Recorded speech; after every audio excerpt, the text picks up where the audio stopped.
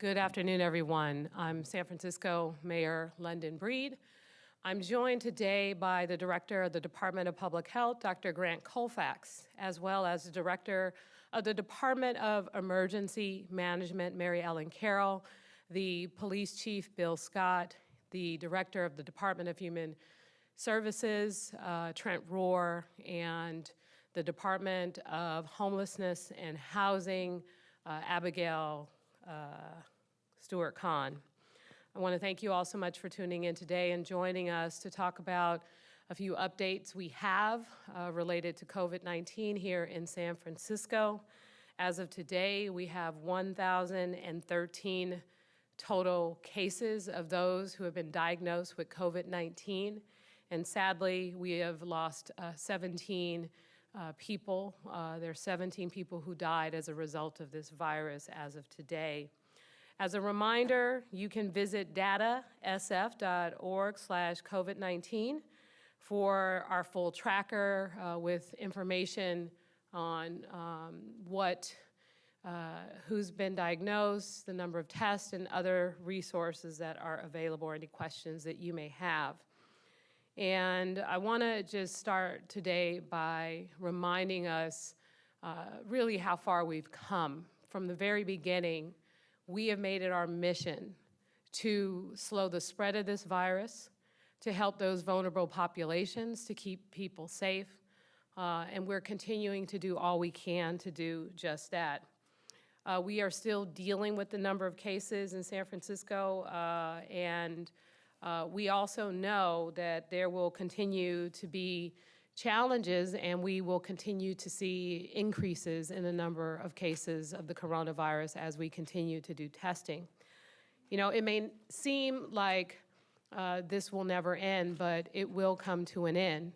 And I want to be clear that although you may hear about San Francisco and how well we're doing, that we are flattening the curve, now is definitely not the time to let up. I read a really great article in the San Francisco Chronicle this weekend that talked about the Spanish flu in 1918, almost 100 years ago. In September of 1918, the Spanish flu hit San Francisco real hard, and the city that we know and love, the resilient San Francisco, stepped up, reacted, closed schools, closed churches, required people to wear masks, as this particular virus killed millions of people throughout the world and in the United States. Over 500,000 Americans and 50 million people worldwide.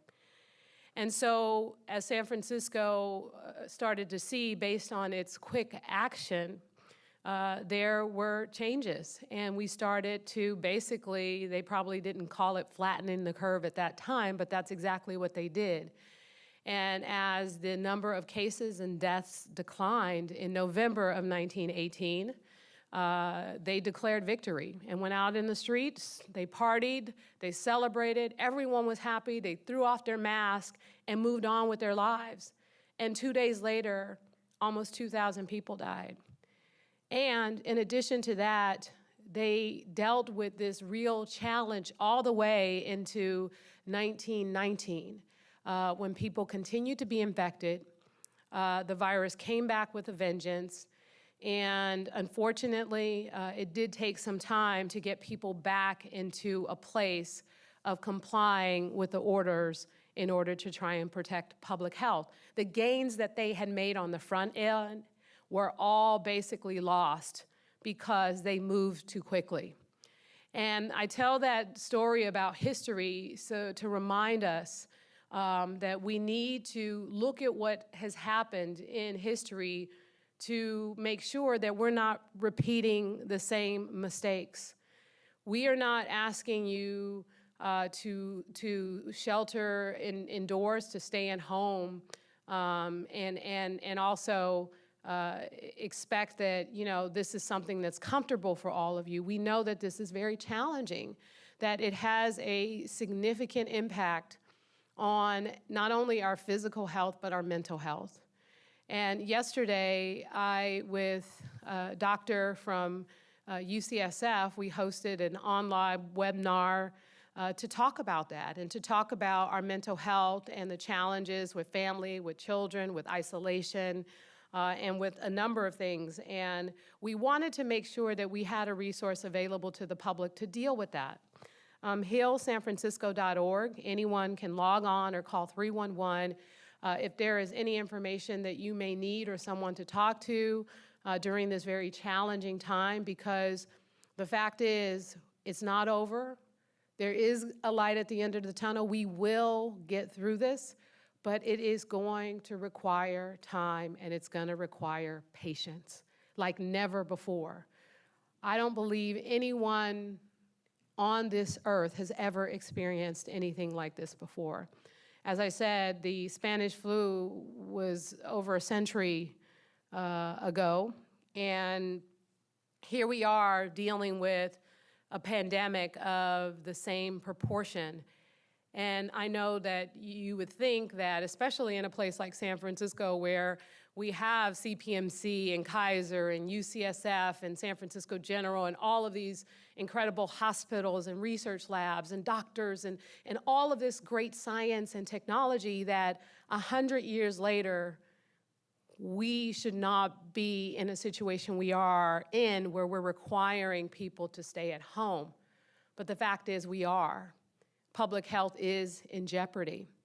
And because of your work and your compliance with this order, we have done a great job at maintaining, even as we see the number of cases increase every day, even as we see the number of, sadly, deaths continue to increase, we are still in a better place, and it has everything to do with the people of San Francisco, for the most part, complying with the orders. And so now is not the time to let up and get comfortable, especially as we see the weather has gotten a lot better.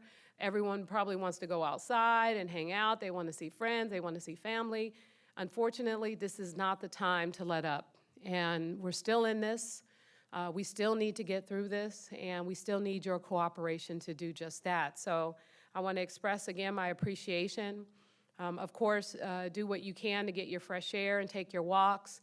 Make sure you're taking care of your mental health as well, because that's also a critical thing that we will need to do in order to get through this together.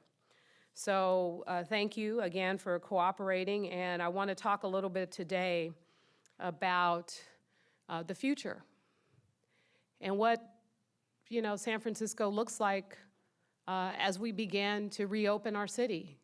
And I want to be clear, we don't know when that's going to be, but what we do know is that it's going to be a lot different than what it was before. And the governor talked about in his press conference yesterday that there will be changes, and we need to prepare for those changes because we won't be completely out of the woods as it relates to this virus, even as we gradually may reopen the city. There is still a 2-year time period almost before we could even maybe have a vaccine. And so we just have to be mindful that it's important that we live in reality. We live in reality with what we have in terms of our capacity, in terms of our equipment, in terms of what we can do around testing and the kinds of things that are going to help support our communities. And also, we marry that reality with science, with data, and we make good decisions in order to protect public health. And as we come out of this, what does that really look like? And what are some of the things that we're going to need to do in order to continue to protect the public? And as I mentioned before, we have some incredible health institutions here in San Francisco, and many of you are familiar with UCSF and the amazing doctors and clinicians and researchers.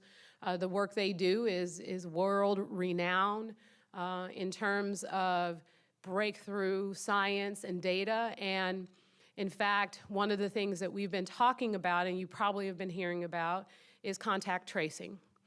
Because part of what we want to be able to do once someone is diagnosed, it's easy to, of course, check in on their family and the people that are immediately around them and to test them. That has been happening already here in the city. We reach out to the folks that they've connected with or may have been in touch with. And the way that our contract tracing system through UCSF has been set up will provide us another tool to expand our capacity so that we can do more outreach to not only find out exactly who that patient has been in contact with, but we can also check on them, check on their symptoms, and with increasing our testing capacity, because they go hand in hand, we can have people tested. We can have people tested that may have been in contact with someone who has been infected. Because our goal is to chase down all of those people and to either help them if they are COVID and get them into quarantine, or to basically give them the relief that they are not infected. And of course, to continue the social distancing and other things necessary to keep people safe and to keep themselves safe. So contract tracing is something that we're launching, and what's amazing about this work, a lot of students at UCSF, some of our disaster service workers with San Francisco, some of our librarians and other city workers will be trained to do this work. And there will be an app to help facilitate this. The app will allow people to keep track of their symptoms and to check in with people who are monitoring their condition, and also determine whether or not they should or should not be tested.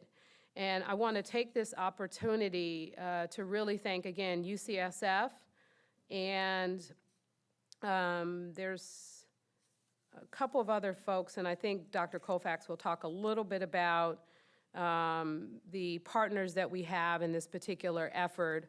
But I really would like to thank the folks who have come together with us to prepare this contract tracing system and the apps and the work necessary in order to ensure that we are really getting to the bottom of those who are infected and helping to support them.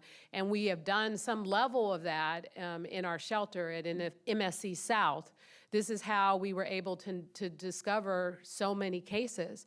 The Department of Public Health set up a system there, and they were able to test people quickly, and based on the two initial individuals who were tested positive, we were able to trace their steps back to this particular shelter and do the work necessary in order to identify the people who they had been in contact with, which led to what we have seen as it relates to MSC South. So again, thank you to the Department of Public Health.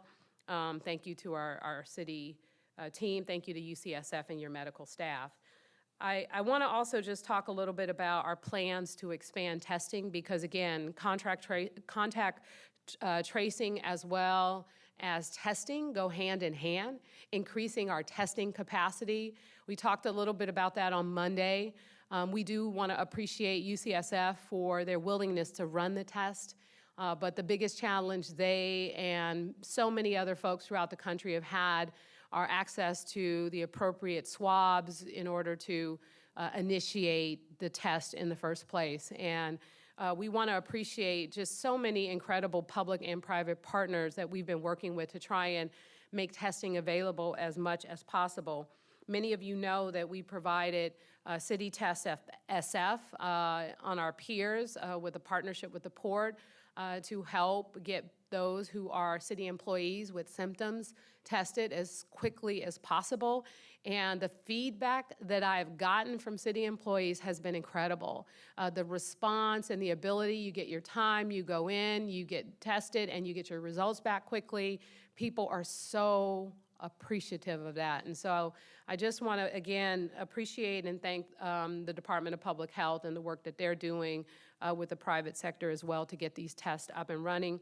Today, we want to announce, in addition to Piers 30 and 32, we want to announce that we're going to be doing another site, Barely and One Medical. They're working with our office and the Department of Public Health to create City Test SF in Soma. So the goal is to increase our capacity, although I want to be clear, this is not someplace you can walk up to. You have to meet the criteria in order to be tested. We just want to be able to test people more quickly, get the results back more quickly, so that we can make sure that people are prepared to do what's necessary to, of course, quarantine or get back to some sort of plan with their lives as they know it. So for example, if there is a person who works here at the Emergency Operations Center, or there's a person who works at the San Francisco General, and they all of a sudden wake up maybe with a fever and a cough, even though they're essential city workers, they can't go to work once they exhibit symptoms. And so instead of waiting days or weeks to either get tested or to get a response, our goal is to test them almost immediately and to get the test back as quickly as possible, because if they are not COVID-19 positive, we want them to be able to go back to work as quickly as possible because they are essential city workers. So that's the whole point of why we're expanding testing capacities for our city workforce, because we need them in our hospitals, in our hotels, on the streets, driving our buses, and all of the things that we see so many of them doing. And again, I just want to continue to take the opportunity when possible to thank the incredible workforce in San Francisco. The fact is, when I say these people are putting their lives on the line, that is not an understatement. They are putting their lives on the line when they step on those buses, and hundreds of thousands of people get on those buses every single day. They're putting their lives on the line when, for example, our paramedics have to go out and be physical with someone who their life they're trying to save. They're putting their lives on the line when they're walking in the hospital doors to serve patients that may or may not be COVID positive. So they truly are. The folks who are showing up in our hotels and working with our vulnerable homeless population, the people who are showing up to Laguna Honda and continuing to make sure those patients are clean and fed and well taken care of every single day. And I just want to express again my appreciation for the work that so many incredible city employees continue to do. And we want to make sure that we are taking care of them, that they have the PPE that they need, that they, if necessary, and they think that they might be COVID positive, that they're able to get testing immediately. That's what this is about, making sure our workforce is prioritized in a way that they are not necessarily put in a situation where they have to choose to just stay home rather than be an important part of our workforce. I also want to express that this testing capacity will be made available to people who may not have insurance, people who basically think that they're positive and they don't know what they should do, especially if they don't have insurance. They can call 311 and we will make sure that we connect them with someone who can talk to them about their symptoms and refer them to a testing site. I want to also be clear that with our contract tracing and with our testing for people who are part of our immigrant community, that this data, this information, and what we do here will in no way be shared with anyone. So I don't want you to have any fear about ICE or any other federal resource coming in and trying to obtain this personal information and data, because we have got to do everything we can to make sure that access to testing, that contract tracing, and what we're trying to do in order to save lives and get to the bottom of this and treat people and help them determine if they're COVID positive or not, we have to make sure people feel safe in revealing whatever information we're asking for in doing this work. So I just want to assure you that this is for this purpose only, and you don't have to be afraid if you think that you exhibit symptoms to call 311 and get referred so that you can be tested. The other thing I wanted to talk about today, finally, is our economic recovery. This has been, I know, for so many people, really, really very challenging. Today I was on the phone with the 13 mayors total who represents the largest cities in the state of California with our U.S. Senator Kamala Harris talking about some of the federal stimulus packets and the new packets and the changes that they need to make in order to make sure that we're actually providing relief to people. So for example, people who have filed taxes and have direct deposit have probably already received today their stimulus checks. But unfortunately, the people who may not have a bank account won't get their check for maybe even another few weeks. And those are the kinds of things that are completely unacceptable. We know that people need money now. We know that people need groceries now. We know that people are concerned about paying the rent, even though we have a moratorium on evictions. We know people are living in fear. People are scared. People don't know what to do when they don't have access to resources. And even though there are some people that are fortunate enough to be in a situation where they are financially going to be okay, there are so many San Franciscans and people throughout this country who will not be okay. And so Give to SF was what we started as a resource to provide support for food, for groceries in particular, through gift cards and through other resources to those who may not necessarily qualify for other services, and also subsidies and support around rent for people that we can provide support for. So we've raised private dollars into this fund. We have public money going into this fund. It also includes support for our small businesses. And we know that there are a number of state and federal initiatives that we hope will have an impact on supporting our communities and making sure that the combination of food banks, of our outreach teams, of the work that we're doing will actually get to people. If you have any questions or you need any assistance, call 311 so that we can direct you to the right resource. We have a number of programs and information online, and I know sometimes going online can be confusing, and some people don't have access to online tools. So if you have any questions, you're a senior and you live alone and you can't get out to get food, you are an immigrant and you don't qualify for food stamps or for benefits in that way, you are someone who basically doesn't know what to do and you need help, I want people in this city to use 311 as a resource to ask for what you need. Don't wait. If there is something that you need help or support, please contact 311 and also look at sfgov.org on our website for more assistance. That is for what we are dealing with currently. But the fact is, after we gradually come out of this, there are still going to be some challenges. For example, the governor talked about new guidelines for restaurants. Restaurants potentially needing to go to half capacity. And what does that mean for their staff? What does that mean for their rent? What does that mean for the food that they need to purchase and what have you? How are we going to make sure that as we try and get back to a level of what we saw before this virus, what are we going to do about tourism? What are we going to do about the hotels and the people who work in those hotels? How are we going to make sure that our hair salons and our nail places, who basically will probably, only make enough to cover their rent moving forward, how are we going to make sure we're taking care of their back rent? How are we going to make sure we're supporting our small businesses and people who basically can't look back and meet the needs of the past because they're focusing on making sure that they have resources and money for the future? How are we going to get these businesses back online? How are we going to recover?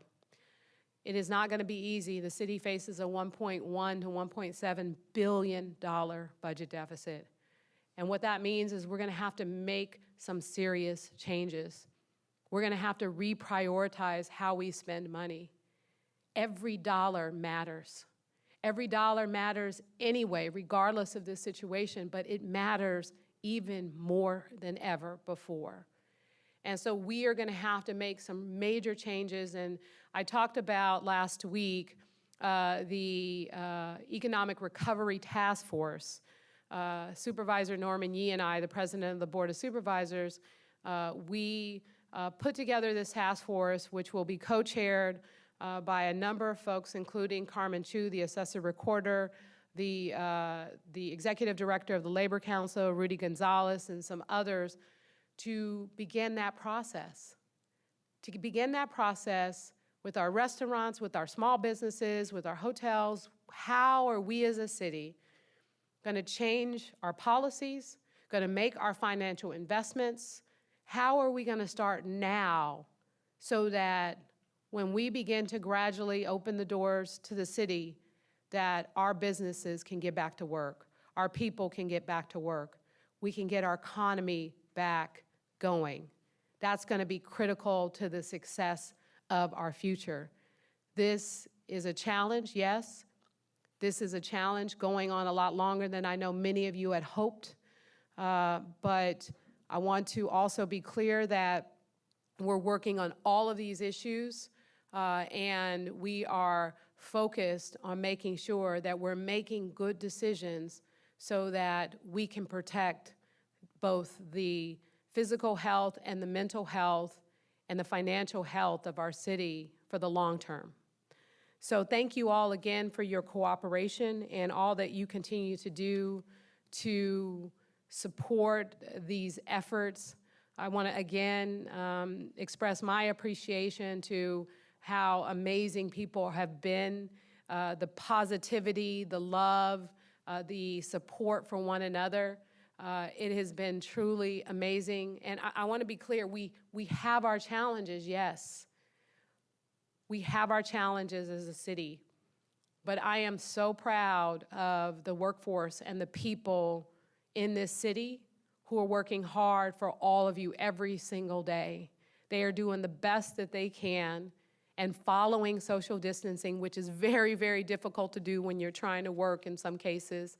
So I want to express my appreciation to them and so many other folks who are out there trying to make sure that when we say we're in this together, we're not only in this together, we're supporting one another together, we're uplifting one another together, we're doing everything we can to get each other through this, because we will get through this and we will emerge stronger than ever. Thank you. And at this time, I'd like to introduce the Director of the Department of Public Health, Dr. Grant Koufax.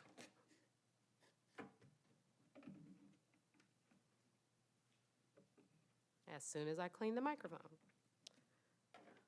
All right.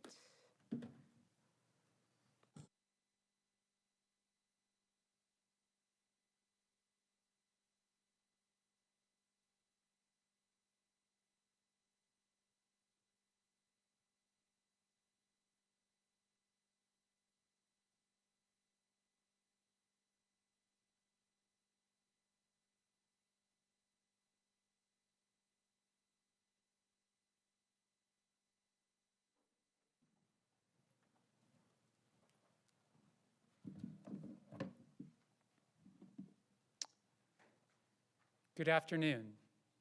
I am Dr. Grant Koufax, Director of Health for San Francisco, and thank you, Mayor Breed. Today, there are 1,013 San Franciscans who have been diagnosed with COVID-19. 9,000 people in San Francisco have been tested.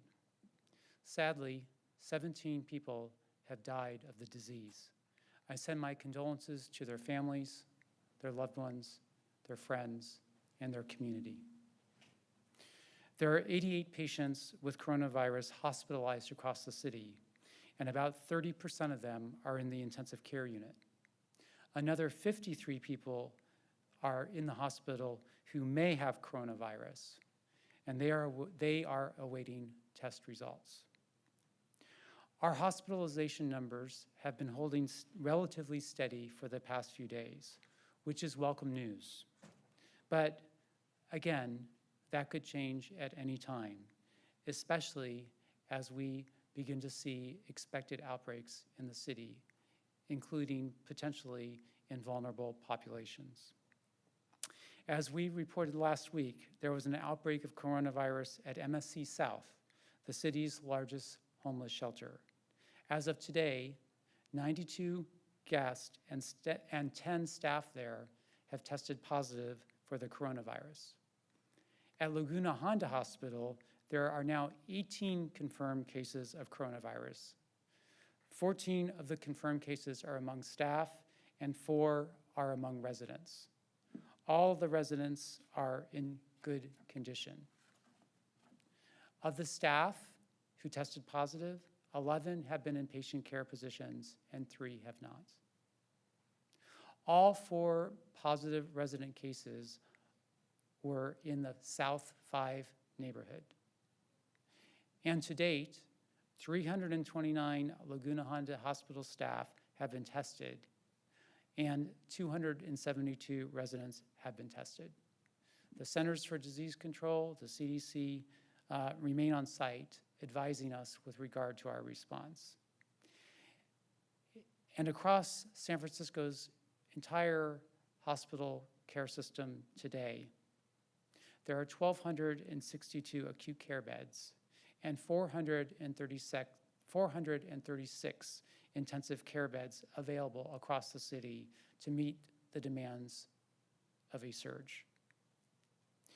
And we are continuing to build capacity in our hospital system. Today, I am very happy to announce that Chinese Hospital has opened 23 new beds to serve patients being discharged from Zuckerberg San Francisco General Hospital and who no longer require an acute level of care, but still have medical needs. Partnerships like these are helping to decompress hospitals so that they are ready for an expected surge of coronavirus patients. My gratitude for the ongoing collaboration with Chinese Hospital. As you can see, we remain laser focused on the health emergency in our city, in our region, in our country.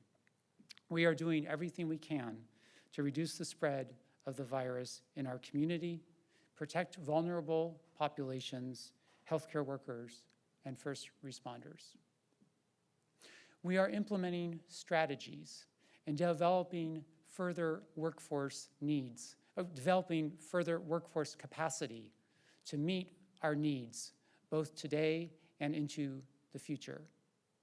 Programs like the mayor announced, City Test SF, are expanding our testing capacity, not only for our first responders, healthcare providers, but for the public who meet the screening criteria.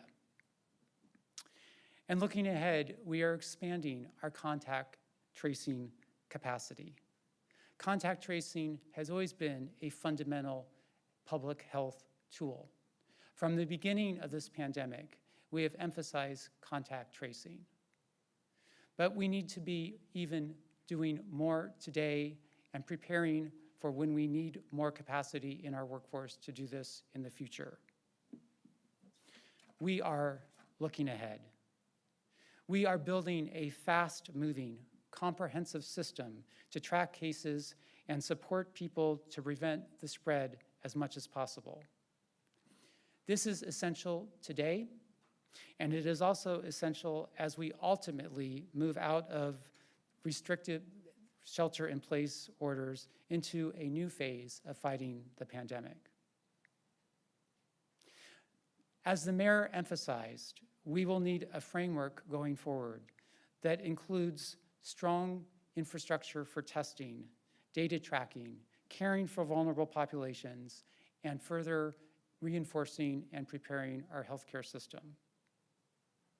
The health department will continue to align with these objectives along with other departments across the city, key private stakeholders, and community members.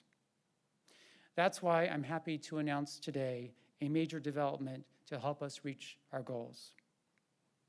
San Francisco, as the mayor mentioned, is creating a first-of-its-kind program to identify Bay Area residents who have been exposed to coronavirus and give them access to the testing and resources they need to keep themselves and their families and communities as safe as possible. This expanded contact tracing program will use technology to dramatically expand our ability to find and connect with individuals who may be close contacts of a person with a confirmed case of coronavirus. This capability will greatly strengthen our city's response to the pandemic. It will allow for swifter, more efficient communication, better data tracking, and stronger interventions to reduce spread. This innovative program is a partnership among the Department of Public Health, UCSF, and Demaji, a software company that has been working with the Centers for Disease Control and Prevention. Demaji has been working with the CDC on improving contact tracing and monitoring of people who are potentially infected with COVID-19. And I am pleased that San Francisco is helping lead that way. San Francisco's innovative new program will engage with individuals who test positive for COVID-19 to identify their recent close contacts. Specially trained outreach workers will then follow up remotely by phone or text with any individuals who may have been in contact with a COVID-positive patient. These conversations will be voluntary, confidential, and culturally and linguistically appropriate. And I want to emphasize that immigration status will have no bearing on these conversations. Case contacts will be able to receive daily text messages or phone calls checking in on their health and symptoms throughout the 14-day monitoring period. People can self-report symptoms via text and immediately alert public health workers that follow-up or testing may be required. For this program to work, people who are contacted will need to have confidence that their participation is, again, confidential, voluntary, based in science, and based on their and their family's best interest. There have been instances in San Francisco when people may have been unwilling to work with contact investigators. This may be because they do not trust them, do not understand the purpose, or do not have all the information they need to feel comfortable. I want to ensure that all San Franciscans have equitable access to this new program to address those challenges. The health department will work with its partners to conduct outreach to ensure the public is aware of the program and knows what they should expect if contacted. This new contact tracing program will amass an unprecedented number of key personnel to staff and respond immediately whenever there is a newly confirmed case. They will take action to prevent the spread among contacts as much as possible. This capability, this capacity, will enable us to move forward as a city now and after the shelter-in-place order is lifted. We have already begun training a cadre of people to do this work, including, as the mayor referred to, San Franciscan librarians, Department of Public Health staff, city attorney staff, and UCSF medical students. Additional trainings are ongoing with the ultimate goal of scaling up a citywide and regional workforce. More than 50 people have been trained to date, and we anticipate by the end of 2 weeks that nearly 150 people will be trained to execute this program. Regionally, and we hope to scale this up to a regional approach, we hope that as many as thousands of people can be in this workforce to get the people the help they need who may have been exposed to coronavirus. This new program is currently in a testing phase, and it has already contributed to our efforts by contacting people who are close contacts and providing them with the information about how to prevent further exposure. And again, the new program will augment our current case investigation and contact tracing work, which is, as I said at the beginning, the bedrock of good public health.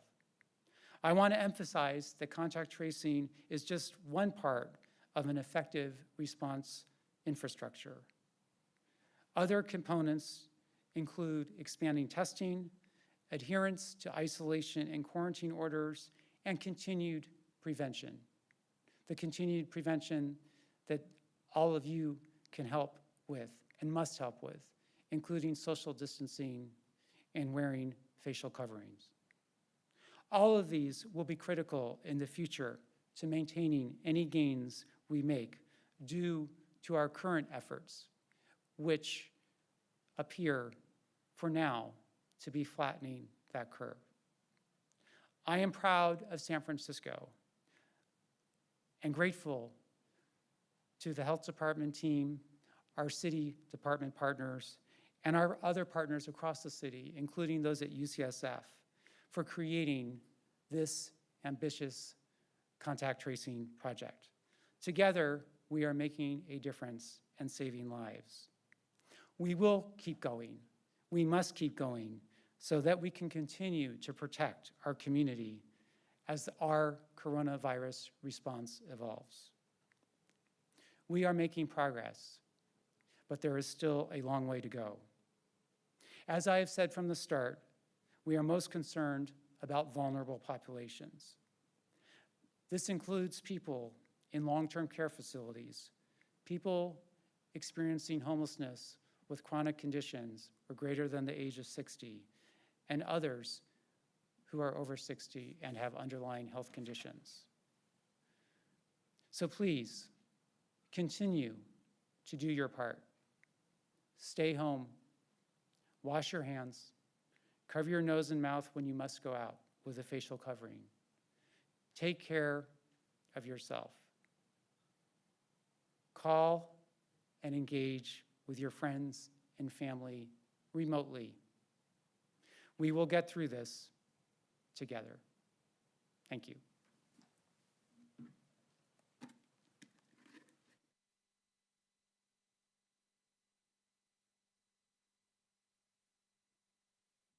And Director Trent Rohr, Director of the Human Services Agency, will now be making remarks.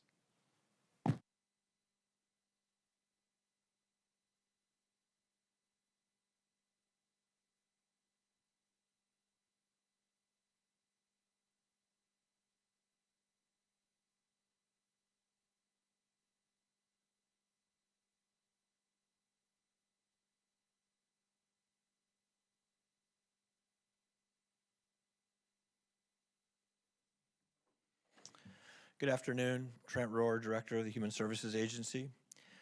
I want to provide you today with an update on the progress we're making for housing in the city's COVID response. As you know, HSA is directed to provide these housing options, and under this COVID response, it's for individuals who are COVID positive or are persons under investigation for having COVID, who've been tested and who don't have a place to isolate or quarantine. These are typically, as you know, homeless individuals and individuals living in congregate settings such as single-room occupancy hotels. In addition, we're prioritizing vulnerable individuals who are in our homeless shelter system and who are on the street. These are individuals age 60 and above, or individuals who have underlying health conditions that make them especially vulnerable to the virus. In addition, as Mayor Breed said, we as a city so value the work of our not only frontline healthcare responders, but all city employees and nonprofit employees who are working with the public every day during this pandemic. We know that their exposure is higher because they are out interacting with the public, and we want to make sure that they are safe. We want to make sure that their families are safe, that they don't potentially spread infection while going back home. And to this end, we have set up a vast number of rooms for not only our healthcare frontline responders, our doctors, our nurses, and other healthcare professionals, but for many categories of city employees who are reaching the public every day. These include workers in child protective services, workers in adult protective services, our in-home supportive services, home care providers who are providing vital services to help our senior and disabled populations stay at home and isolate and make sure that they are safe. MTA bus drivers and operators, animal control workers, and then even our disaster service workers who are city employees who are offering to work in our hotels and shelters, and also our CBO staff who are working on the front line. This is by far the broadest application of first responder housing that we know of across the country, and really demonstrates the city's care for this population, the importance of their work, and the importance of making sure they're safe and their families and communities are safe.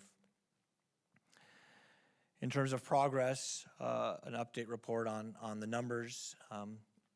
First of all, in terms of the vulnerable individuals in our homeless shelters, we have completed the process of identifying and offering hotel rooms for our vulnerable persons in our homeless shelter system. These are single adults age 60 and above or who are vulnerable. I can say that not all of them have accepted our offer to move to our hotel room, and in those cases, we will continue to reinforce the social distancing in our shelters, the hand washing protocols, and all the other safety measures that our staff and our shelter residents have been trained in.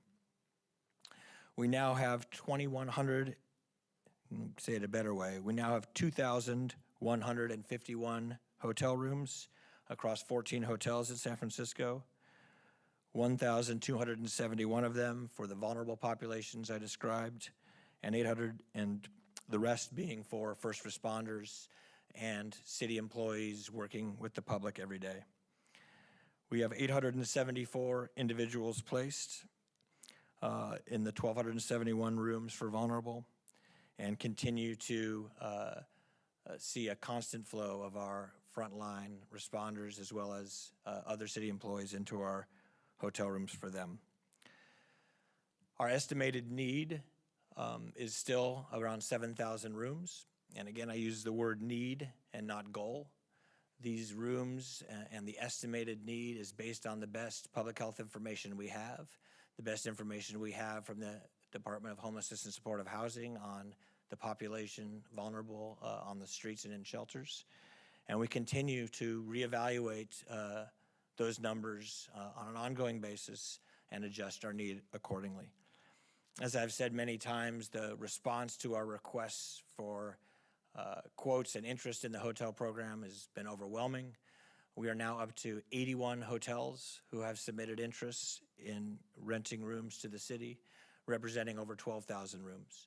This gives us the flexibility to increase the number of rooms should we need.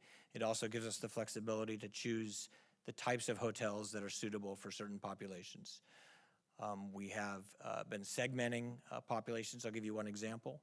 For individuals who struggle with mental illness or addiction, we have a hotel specifically staffed for them with a size that makes it a more effective and appropriate location for those individuals.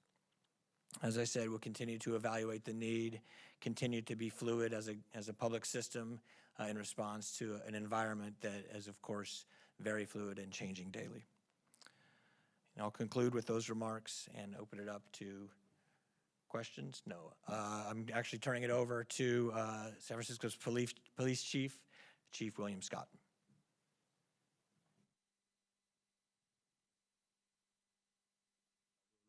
For him.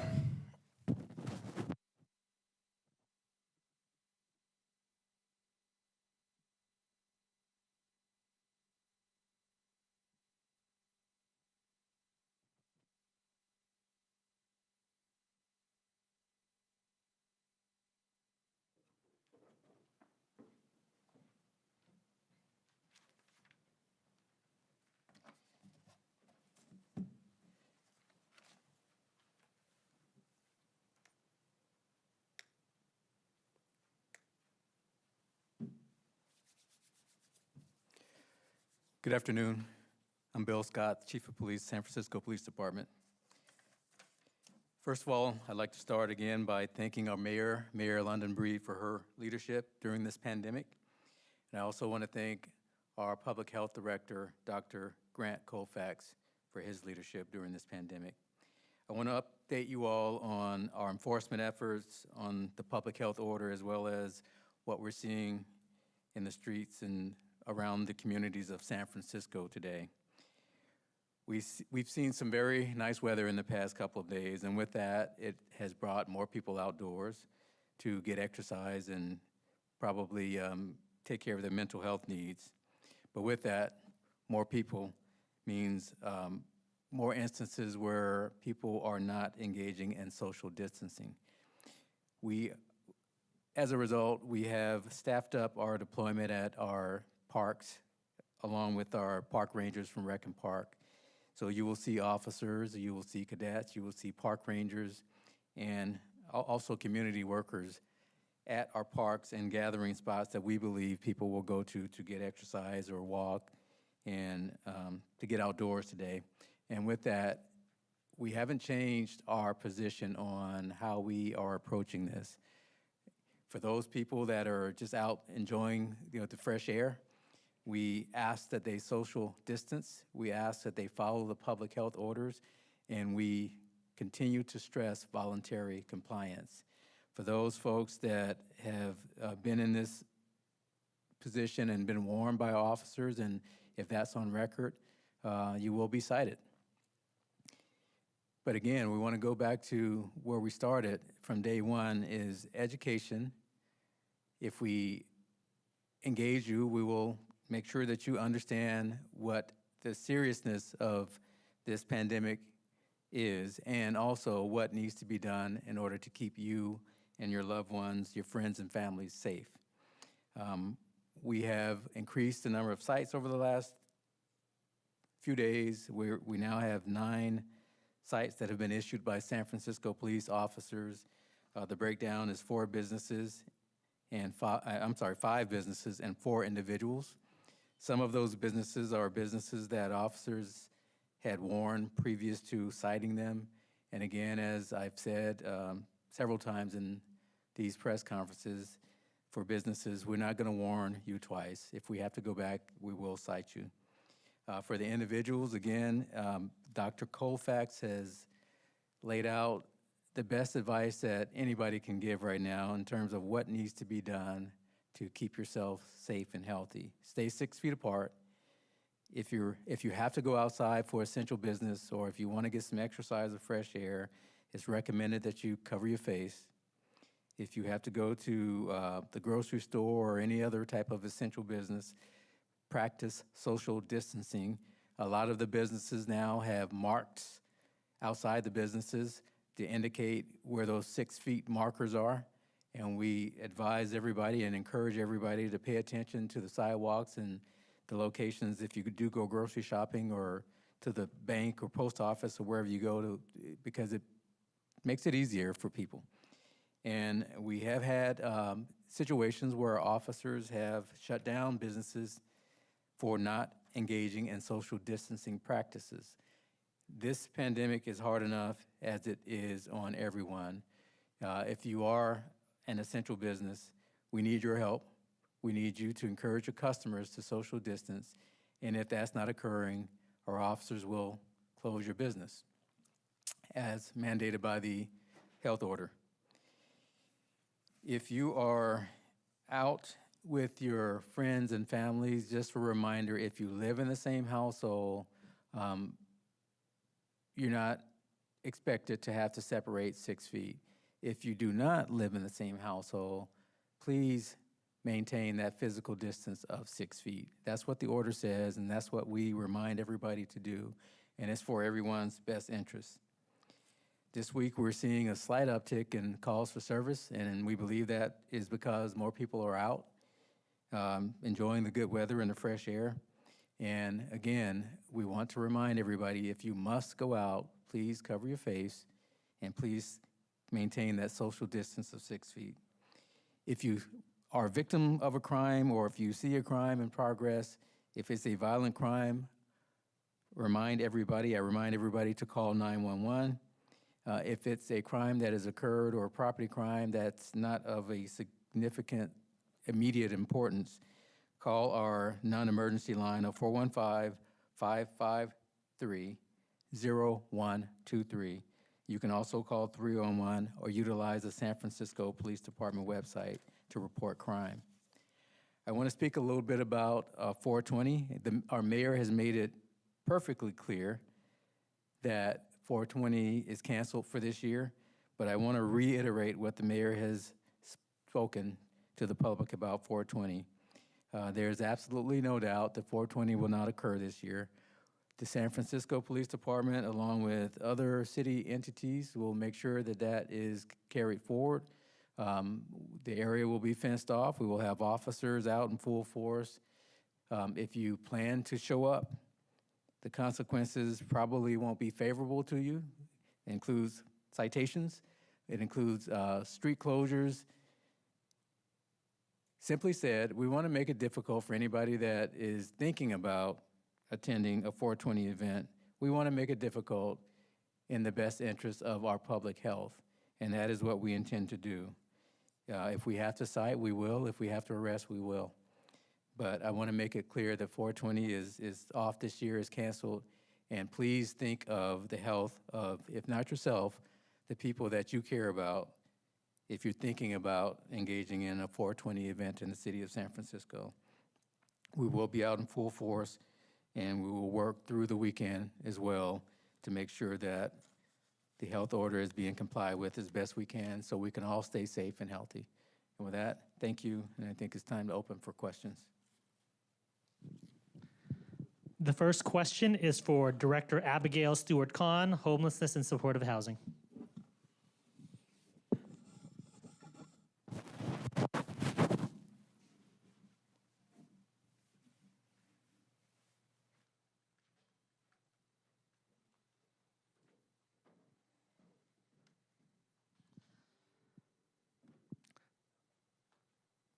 Director Stewart-Kahn, from Heather Knight with the San Francisco Chronicle. Are you concerned about the crowding of tents and people in general in the Tenderloin, and what measures are you taking to address it? We are extremely concerned about the crowding of tents and the unsheltered population during this pandemic in the Tenderloin and across our city. When people are anxious, which many of us are now, we seek connection. This is a natural human instinct, and that connection is putting everybody in danger now.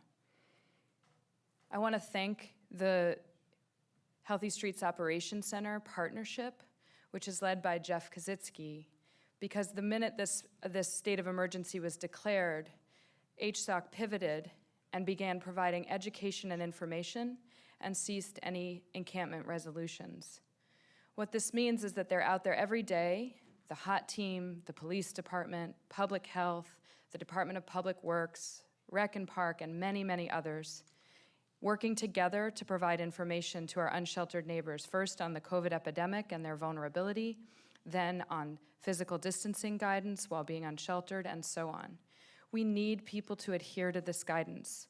What we understand is happening is that we will work with a group of individuals on a certain block, and tents are moved apart, and the next day we come back and another tent has inserted into the space between the tents. We need folks to stay 6 feet apart even when unsheltered, and to listen to the individuals that are out there trying to provide information.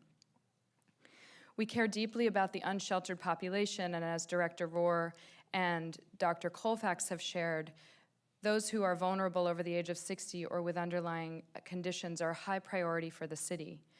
Soon we will be able to begin a very small pilot, which will allow us to bring unsheltered individuals inside. We have not begun that yet, and it will be a small resource when it starts before we can get to scale. In the meantime, we need everybody, sheltered, unsheltered, housed, unhoused, to adhere to physical distancing guidance, especially if you're unsheltered and have vulnerabilities. We really want to thank you. We know this is a challenging time, and we look forward to better days ahead. Thank you. The next set of questions are for Mayor London Breed.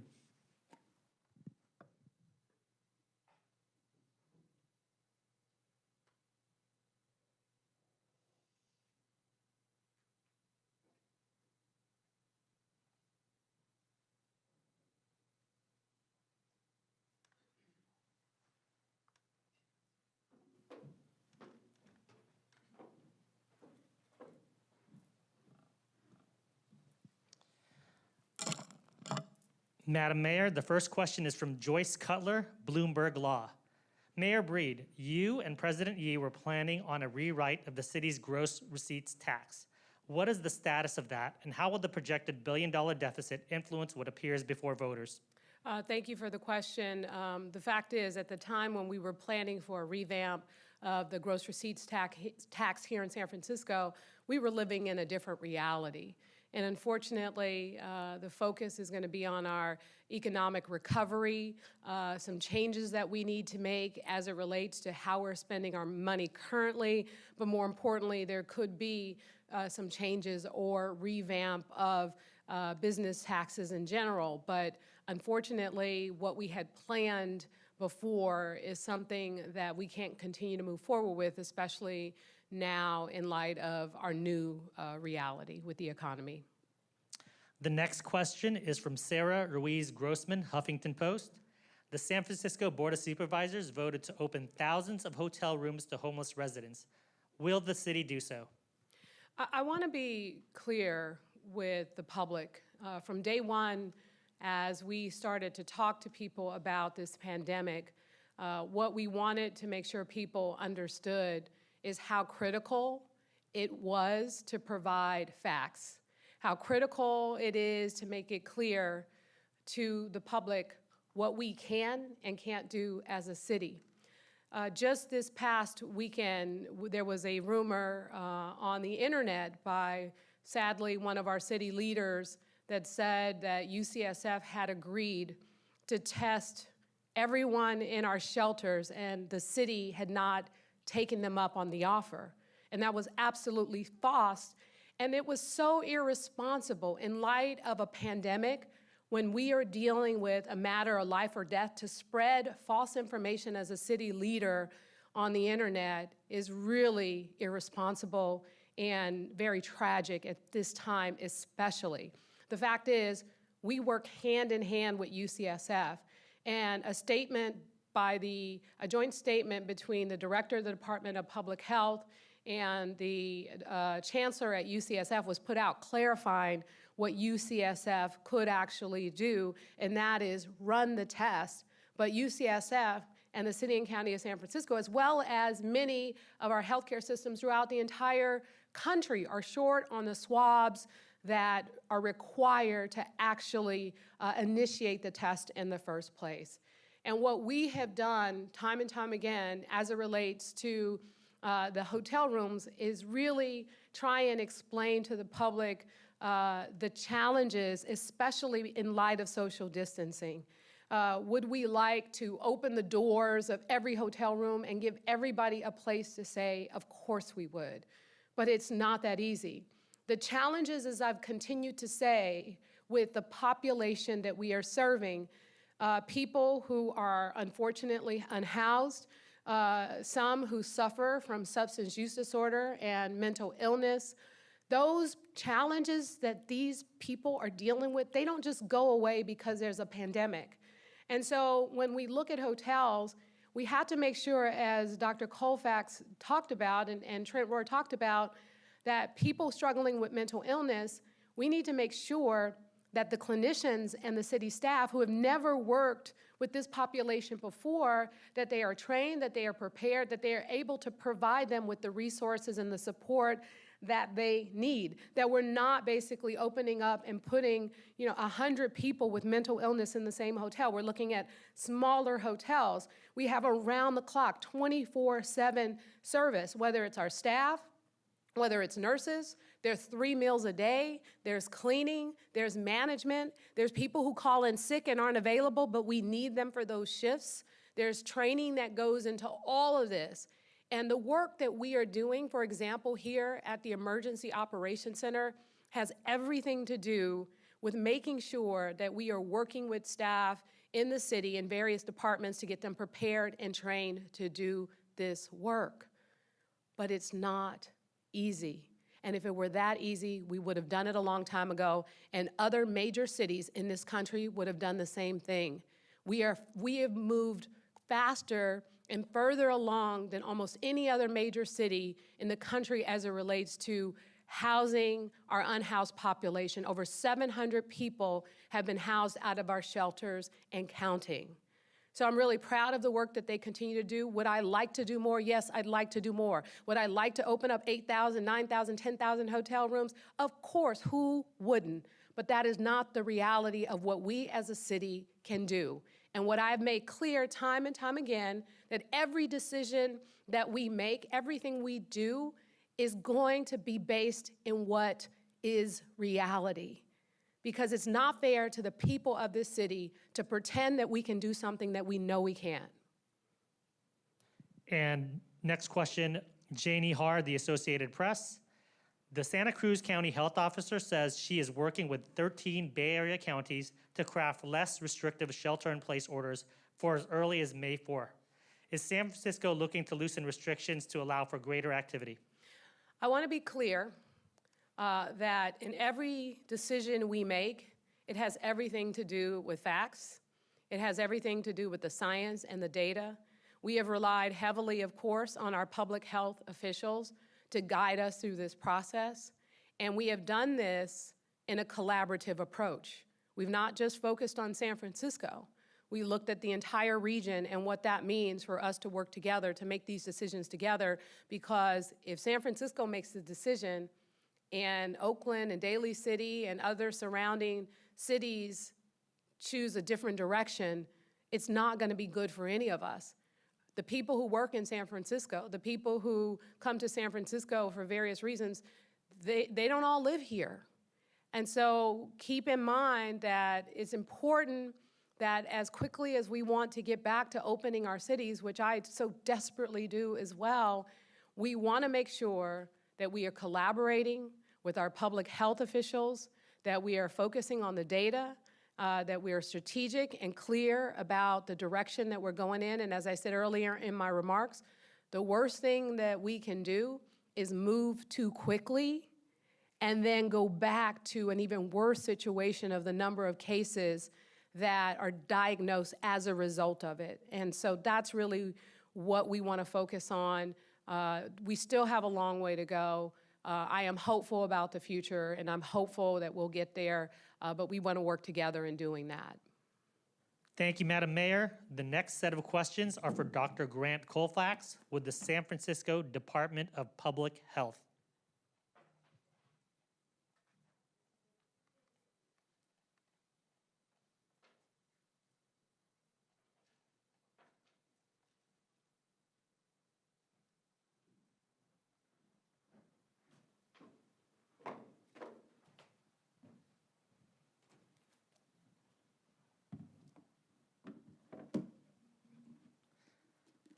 Dr. Colfax, the first question is from Chris Reyes, ABC7.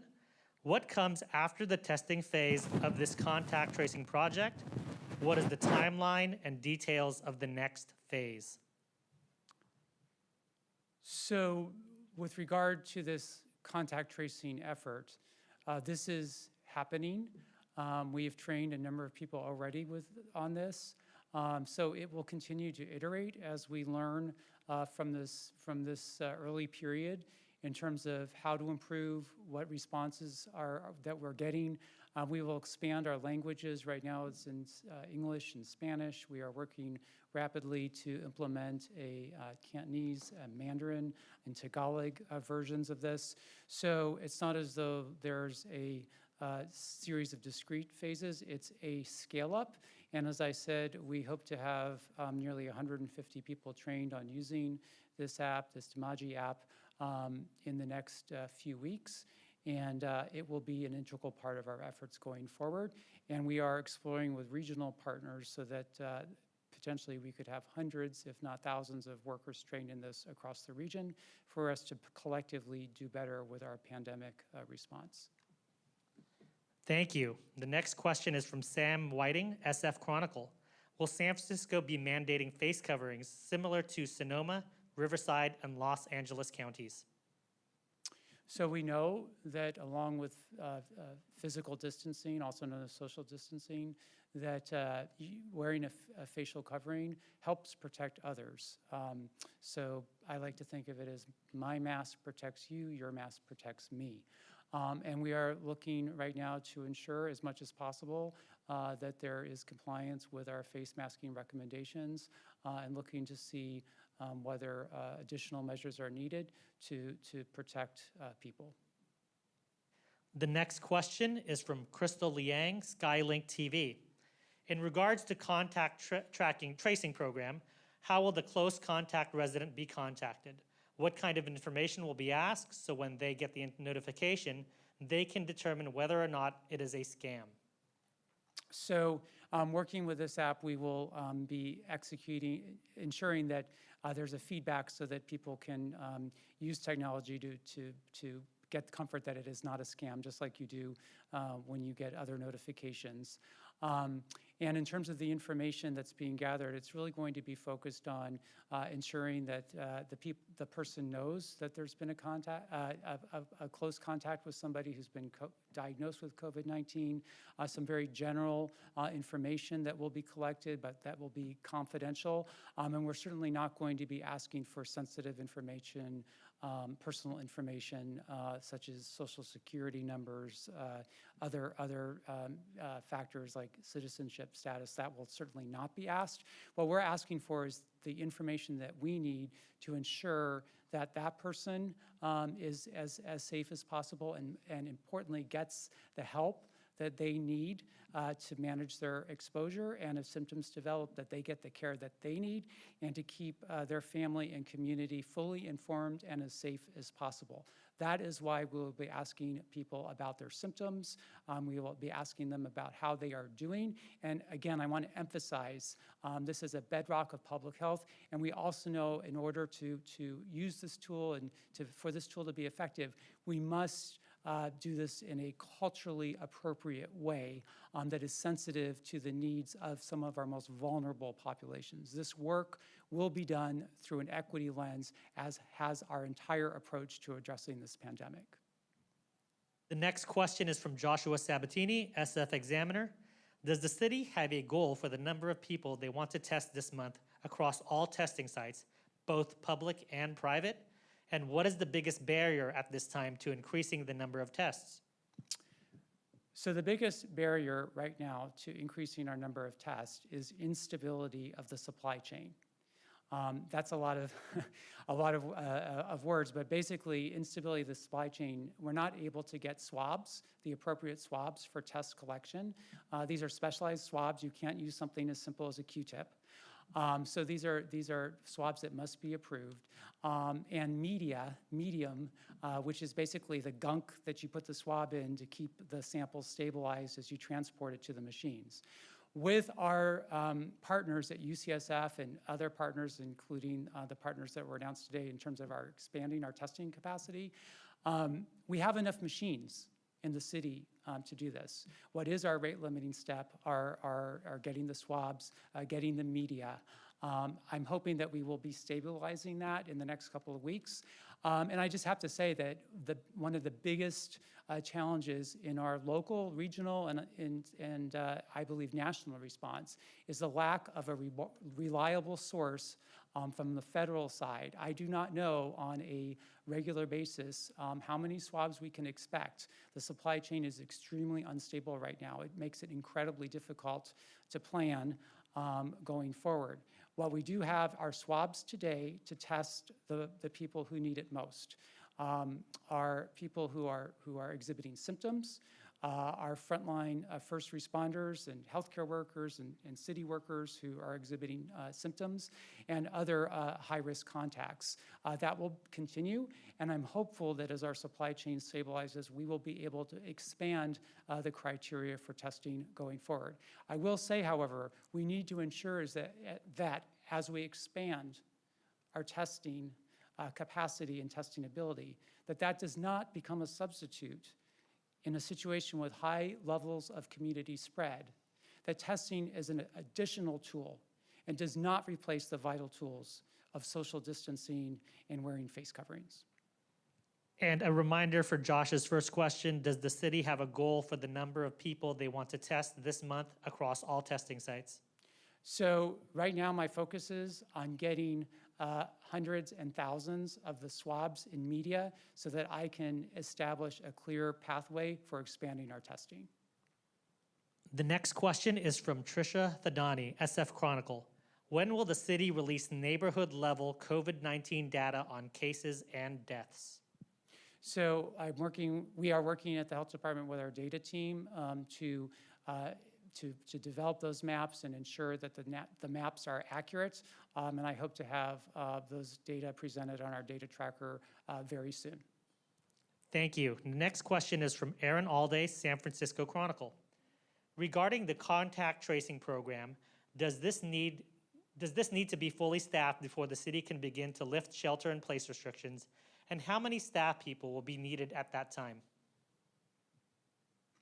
So again, contact tracing is a vital public health tool. We are scaling it up. We are working to iterate the contact tracing program so that it optimizes our ability to do this work in a culturally appropriate way. I think as we move forward, it's a tool that we are using now, and it will be a tool that we will be using as in the future shelter-in-place orders are eased. But I can't speculate right now. We've just reached 1,000. Look, we've just reached 1,000 cases in San Francisco. Community transmission is prevalent right now. So we need to ensure that we expand our testing capacity, that we expand our contact tracing capacity, that we maintain our ability to take care of the most vulnerable, including in the hospitals, before I can speculate on how much we need of each thing. But right now what I'm focusing on is using this innovation and this partnership to strengthen our contact tracing effort now and for the future. And as I said, we are hopeful that our people trained in San Francisco, this effort will not just be limited to San Francisco, that we can train hundreds and perhaps even thousands of workers across the region for a collaborative effort that will help us address the pandemic for the medium and perhaps even long term, as well as what we're doing right now. For people who must go into quarantine or isolation, is the city arranging places for them if home is not an option? Yes, and I think with our partners at HSH and HSA and their leadership and support of our mayor, we have focused on this from the very beginning. As we have said, if people are COVID positive and do not have an ability to quarantine or isolate at home, we provide them with rooms in which they are able to do that. And I must say, I want to emphasize that this is often done with a lot of wraparound services. We do not just put people in a hotel room and say, do what you can. We wrap around support services. We've mentioned the food. We mentioned the behavioral health support services that are needed in many of these cases. And this is not just the health department doing it. This is, again, with our partners at HSA, our partners at HSH, our partners at DPW. It really is taking a citywide effort to make sure that we're supporting people successfully, not only in their health, but in their needs, their daily needs. The next question is from Gerald Chin, SF Bay. How many people in the city have recovered so far, and will the city add this information to the online data tracker? So you can see that our data tracker supplies a lot of information. We are not tracking recovered cases. We are focusing on the people who are the most vulnerable, the people who have unfortunately died from COVID-19, and we're focusing on hospital capacity. I think it's important to remember that at least 80% of people who contact COVID-19 do recover. It can be a rocky course for some people, and unfortunately some people require hospitalization and hospitalization sometimes in the intensive care unit. You can see from our data tracker today that about 1/3 of people require that right now. Unfortunately, some people do die, but most people do recover from this disease. The next question is from Fred Vogelstein, Wired. In regards to contact tracing, it sounds like you are rolling your own technology solution here. Are you taking advantage of the tech industry? Well, look, we are taking, in this case, we are using a tool developed in collaboration with DMAGI and the Centers for Disease Control. We're using the technology that we need now, the tool that we need now to do even better. So again, in collaboration with DMAGI, experts at UCSF, Dr. George Rutherford, and others who are very well known in the field, we're using the technology tool to meet our needs, to meet the community needs. So I'm very excited about this innovation. We will certainly iterate and learn and use other available technology tools going forward, I'm sure. Contact tracing is essential to reopening the economy. It's also next to impossible to do perfectly or even close to perfectly. What about your past experience tells you it will nonetheless be effective at the scale we are talking about? Well, again, I think we have some of the best people in the country, if not in the world, in the health department working on this contact tracing work. Dr. Susan Phillip and her team have really been leaders in this before the pandemic, where we tracked other diseases, including HIV. We've learned a number of lessons over decades of doing this work. And again, I can't emphasize how very important it is to have community support, to do this in a culturally appropriate way, to do it in multiple languages, and to ensure that the people who are doing the contact investigation are open to feedback and iterate the importance of this to the people that we're reaching. If you look at where contact tracing is needed, the history of infectious disease shows that this is a key tool, that it needs to be scaled up appropriately. Yes, there are a lot of challenges, and yes, there are times when contact tracing may not be as effective as each case may not be as responsive as we would like people to be. But if you can gain the trust, if you earn the trust, I should say, if you earn the trust of the communities most impacted by diseases, including COVID-19, if you provide the feedback necessary, if people feel and see the value of this work, it will succeed. And I'm confident with the team on the ground and the support of UCSF and DMAGI and others that this program will be a key cornerstone of our response to the pandemic going forward. Thank you, Dr. Colfax. This concludes our press conference for today.